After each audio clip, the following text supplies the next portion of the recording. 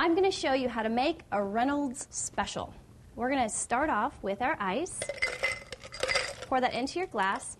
And I like to rinse my ice first so it doesn't taste all funky like whatever I have growing in my freezer. So just pour some water over it, flip it over, strain it into your kitchen sink, and then your ice will taste good and your Reynolds Special will taste that much better. All right, now we're going to add in 2 ounces of gin.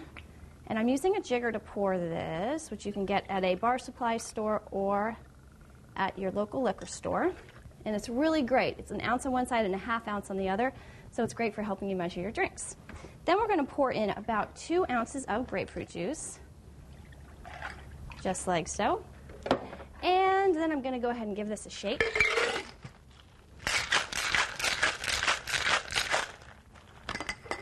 I am then going to pour this into my highball glass. And I'm going to fill it the rest of the way with tonic water. Nice fizz, and it's going to be really refreshing.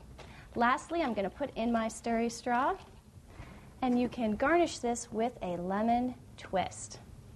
There you have it, a Reynolds Special. Cheers.